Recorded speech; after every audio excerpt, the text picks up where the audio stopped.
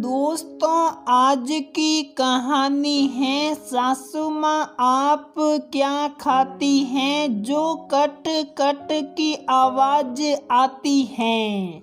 दोस्तों, कहानी शुरू करने से पहले अगर आपने हमारे चैनल को सब्सक्राइब नहीं किया है तो सब्सक्राइब कर लीजिए ताकि आपके पास पहुंचे हर नया वीडियो।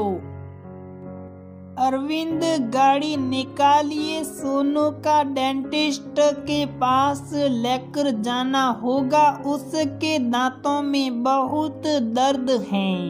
इतना ध्यान रखती हो उसके बाद भी इसके दांतों में पता नहीं कैसे कीड़े लग जाते हैं, कितने कमजोर हैं उसके दांत।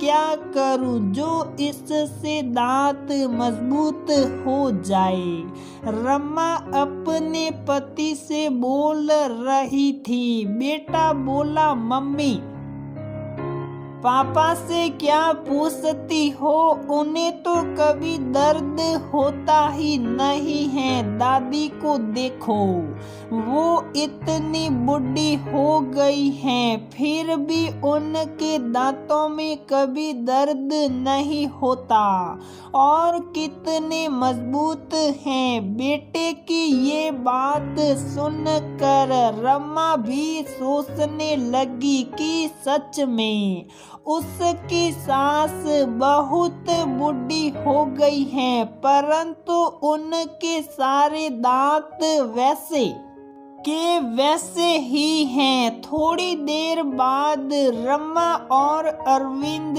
उसे डेंटिस्ट के पास लेकर गए। उन्होंने बोला, लगता है ये मीठा और जंक फूड ज्यादा खाता है और बाद में ब्रश नहीं करता है।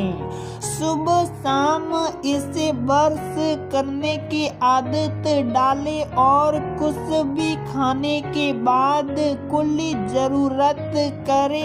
इस बात का ध्यान जरूर रखिएगा।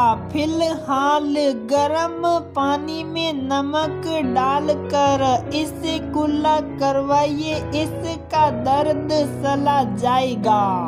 घर आकर 1-2 दिन रमा ने उसका ध्यान रखा, फिर वो अपने काम में लग जाती।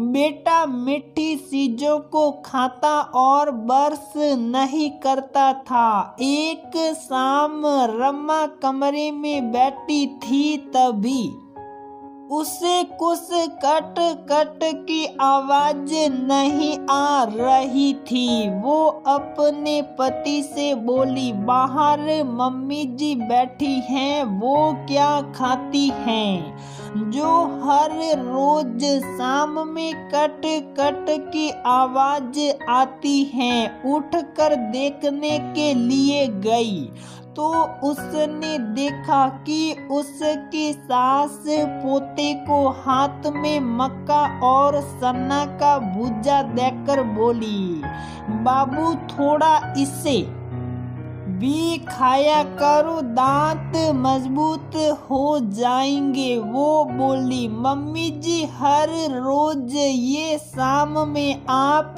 क्या खाती हैं जो कटर कटर की आवाज आती है। वो बोली, बहू मैं तो रोज भुजा खाती हूँ, तुम शनिवार को थोड़ा सा भुजा खाया करो। मेरी सास बोलती थी इससे ग्रह गुस्सर दूर हो जाते हैं। वो बोली, क्या माजी दुनिया कहाँ से कहाँ चली गई हैं और आप आज भी इन सब बातों को मानती हैं। वो पोते से बोली, बाबू उस दिन तुम पूछ रहे थे ना मेरे दांत इतने मजबूत कैसे हैं। ये है मेरे मजबूत दांतों का राज कि मैं रोज भुजा खाती हूँ और रात में सोने से पहले ब्रश करके सोती हूँ। रमा धीरे से अपने पति को बोली, मानना पड़ेगा तुम्हारी माँ को, इस उम्र में भी उनके दांत कितने मजबूत हैं। जो पूरे दिन भुजा खाती हैं तभी तो कट कट की आवाज दूर तक आती है। रमा का बेटा बोला, दादी मेरे दांतों में तो अक्सर दर्द रहता है। मम्मी तो कुछ करती ही नहीं है। रमा बोली, जो डॉक्टर ने कहा वो तो तुम करते नहीं। अब वर्ष भी क्या मैं तुम्हारे बदले करूंगी। रमा की सास बोली, बहू तुम क्या जानो मजबूत दांतों का राज। ये कोई पिज्जा ब्रेड खाने से नहीं आता है। तुम लोग तो अमरूद भी सूड़ी कांटे से खाती हो। हमारे जमाने में तो पैरों से अमरूद तोड़ते और पेड़ पर बैठे बैठे ही खाते थे। रोज शाम में तुम बच्चों को नाश्ते में पिज्जा बर्गर और ना जाने क्या खिलाती हो। हमारे यहाँ तो हर शाम को हम भुजा ही खाते थे। जब हम छोटे थे फ्रॉक में ही भुजा लेकर सखियों के साथ बैठकर खाते और खेलते थे। अपने पुराने दिन को वो याद करके मुस्कुराने लगी। अगले दिन थोड़ी ठंड ज्यादा थी तो सब एक ही जगह बैठे थे। रमा की सास भुजा खा रही थी तो रमा को आवाजें आ रही थी। वो बोली, भुजा खाने का भी कोई वक्त है कि नहीं। आप तो बोलती थी कि शनिवार को खाना चाहिए, परंतु आप तो हर रोज खाती हैं। वो बोली, हाँ मुझे ये बहुत पसंद है। वो मुस्कुराते हुए कटर कटर करके भुजा खा रही थी। उसने देखा साथ में बेटा भी माँ के हाथों से लेता और खा रहा था। 2-3 दिन बाद शाम का वक्त था। बरामदे से या कमरे से कोई आवाज नहीं आ रही थी। रामा अरविंद से बोली, क्या बात है, आज तुम्हारी माँ के कमरे से कट कट की आवाज नहीं आ रही है। वो बोले, तुम तो हद करती हो। अगर हर रोज मेरी माँ तुम्हें अलग अलग नाश्ता बनाने के लिए बोले तो तुम क्या बनाओगी। अगर वो रोज भुजा खाती हैं उसमें भी तुम्हें तकलीफ है। आज वो भुजा नहीं खाई तो उसमें भी तुम्हें दिक्कत है। आज रविवार है, तुम ये नहीं जानती कि माँ रविवार को पूजा नहीं खाती है। वो बोली, अब इसके पीछे क्या तर्क है। वो बोले, जैसे शनिवार को खिचड़ी और भुजा खाने से गरा उतरता है, वैसे ही माँ कहती है रविवार को भुजा खाने से गरा सड़ता है। रमा जोर जोर से हंसने लगी और बोली, ये बुझा ना हुआ गया कि इन घरों का तोड़ हो गया है। अरविंद बोले, धीरे बोलो, माँ सुन लेगी तो नाराज हो जाएगी। और वो धीरे धीरे हंसने लगी। 2 दिन बाद रमा बाजार जा रही थी तो अपनी सास से पूछी, माँ जी बाजार से आपको कुछ चाहिए? वो बोली, ना बहू, मुझे कुछ नहीं चाहिए। मेरी पसंद की ऐसे भी कौन सी चीज बाजार में मिलती होगी।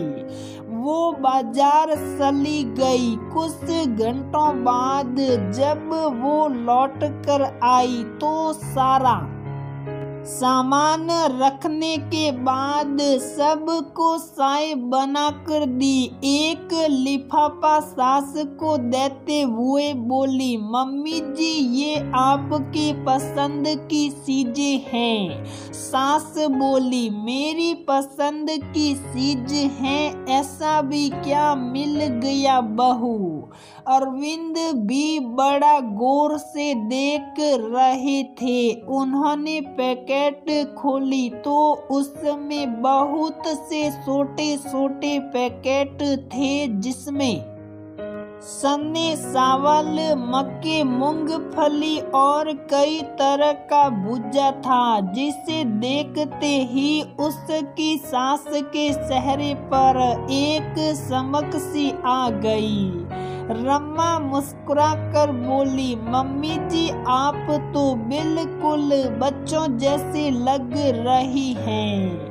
मुझे देखकर जो आपके चेहरे पर खुशी आई है, सच में ये आपके लिए कितना बहुमूल्य है ये आज पता लगा है। अब हर रोज तो नहीं पर शनिवार के शनिवार हम सभी भुजा खाया करेंगे बाबू। तुम तो जरूर खाया करो ताकि तुम्हारे दांत भी तुम्हारी दादी की तरह मजबूत हो जाए।